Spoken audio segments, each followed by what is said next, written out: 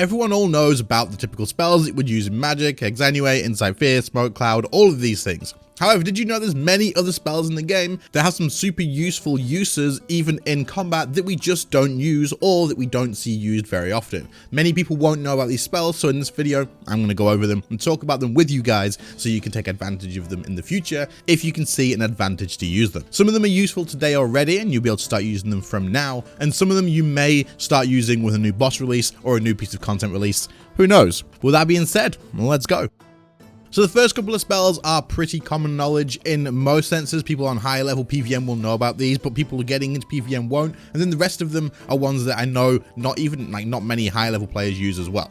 But let's get the first two out of the way. The first one is Intercept. Now, what does Intercept do? Intercept does almost exactly what you'd expect it to do from the name. It negates damage from your target over to you, but it does end up giving it a 5% damage reduction as well. So let's say you are doing a boss with a friend who's learning. This is the example that I would use because it's where I use it the most. And personally, I absolutely love this spell. If you're teaching someone PVM and they're about to die and you can see there's a mechanic coming and they're not going to get through it, maybe they don't have the requirements or an ability to get through it nice and easily, maybe one of their spells is on cooldown. You can cast Intercept on that target and the damage they take will be dealt to you. As an example, any ability that a boss does that can be dealt with by using Devotion, say your friend has already used Devotion and it's on cooldown, they're going to die.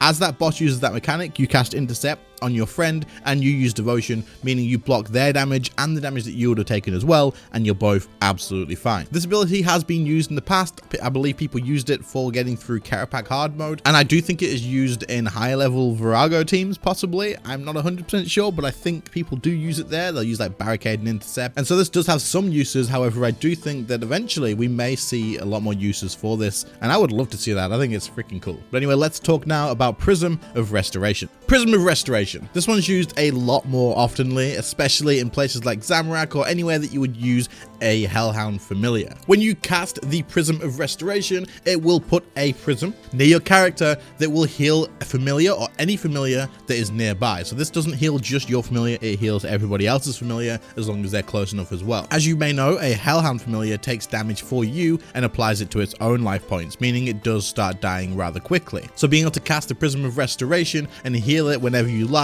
is definitely a really strong spell to be able to use. It does have some other effects as well, such as restoring these special attack points for your familiar too, but this is rather slow and it doesn't really make a huge difference. You will maybe get one extra spec out of this, so it's not that big of a deal, but it also has a chance to save scrolls when you are using the scrolls and the familiar is in range. So for example, if you use this and a Ripper Demon uses its ability, there's a chance that it won't use the scroll for that. But again, this is kind of not any point of using it. The main reason you would use Prism of Restoration is to heal your familiar or any other player's familiar nearby.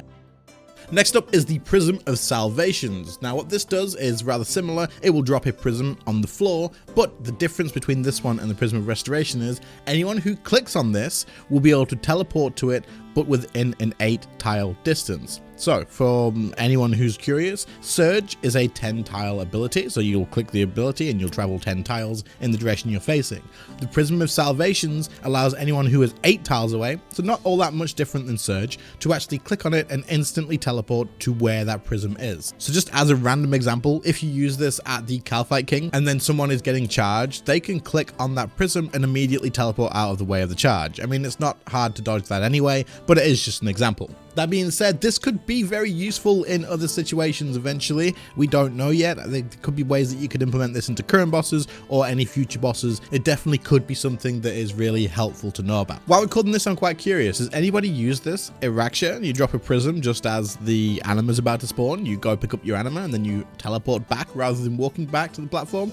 I don't know, does that even work? Maybe we'll test it out. Our next spell is Ruby Aurora. This one is pretty interesting to me, and I know people don't use it, but it actually could be worth using in groups like AOD. Maybe people use it in AOD, but I'd assume not. But anyway, let's talk about it. Ruby Aurora will give an AoE damage buff to other players near you in an 11x11 area specifically, but not to yourself. So when you cast this, any other players that are around you will receive a damage buff per stack. This can stack up to 3 times, and each stack provides a 1% damage buff. So eventually you will get a 3% damage buff over all other people. useful. That being said, of course, every person in that area getting a 3% damage buff is pretty big and could be really useful and worthwhile doing in other situations. Now, each stack lasts for 24 seconds, and I'm going to assume that it has its own independent timer like the Emerald Aurora spell, which we're going to talk about next. That being said, if you want to take advantage of the Ruby Aurora spell, you can 4-tick it and it will still apply the buff between this. In fact, it is better to 4-tick it because it has only a 5% chance of being triggered on abilities, but if you cast it as a auto attack, it will apply 100% of the time. So if you're doing a group activity where there's quite a few people, it could be worth having one person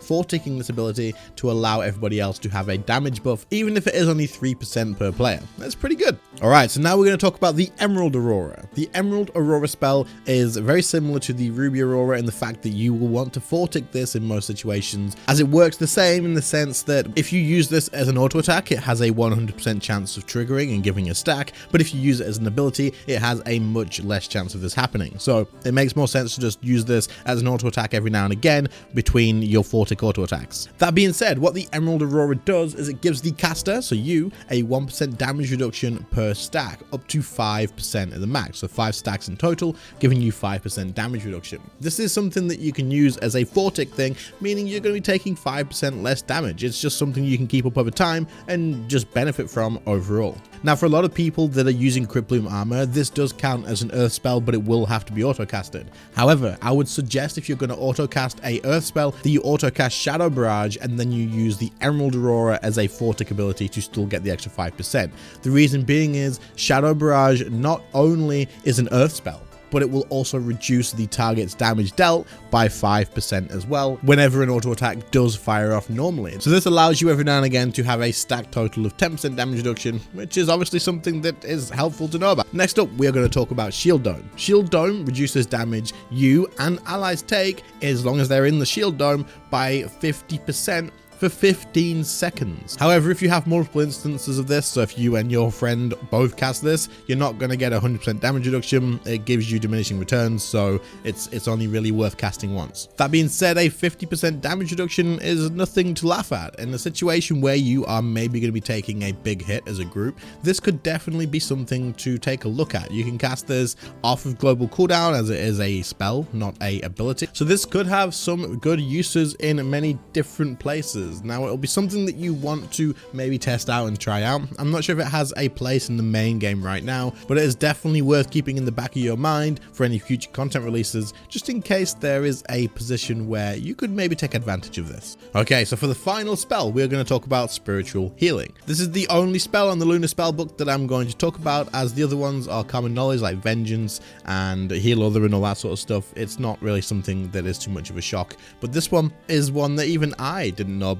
So, Spiritual Healing. What it does is it will extend your familiar's duration by 20%. So if you have a brand new Calgarian demon that lasts just over an hour, you cast this and you can extend its timer by 20%. That's pretty damn good. That's really good. I'm going to use this a hell of a lot. This is the main reason for this spell, and the secondary sort of effects aren't that big of a deal. It will heal it, which you can use Prism of Restoration for, so it's not a big deal. And it also boosts its combat stats. Now, the combat stats boosting, I looked into this because I thought this could be really good. It doesn't say duration or anything like that, but it seems to only do it by 7% according to the wiki, and it also decays by 1 level every 60 seconds like regular potions do as well.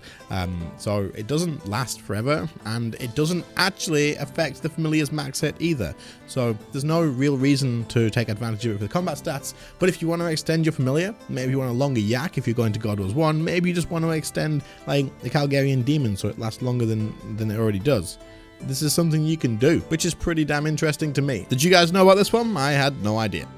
Anyway, there you go. 7 spells that are very, very rarely used in game at the moment, but have some really interesting and useful effects to them. There is some in here that you could absolutely go ahead and use right away and take advantage of. For example, starting to 4-tick with the Emerald Aurora spell. There's no reason not to if you can weave it in and out nice and comfortably. Using the Prism of Restoration and Intercept and stuff in certain situations is definitely still good. Like, people still use this today, just not on a massive scale. But these spells are all really, really good, and I hope to see Jagex implement them as uses into certain combat, but I guess in the same way that kind of buffs magic again. that's what I want.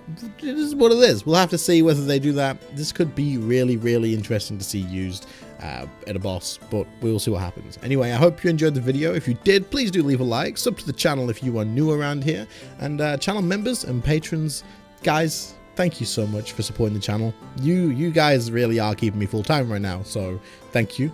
Thank you very much. For anyone wondering, there is, I believe, 6 patron only videos now over on the patron side. If you want to join up there, you get 6 extra videos that you haven't already seen and won't see because it's patron only. So if you do want to support the channel, head over there, drop $1, and you will get access to all of those as well, and also channel members as well. You guys, just everybody, thank you so much for supporting the channel. It's very much appreciated. All of your names will have been running through this outro, and other than that, I will catch everybody in the next one. See you later, guys. Bye.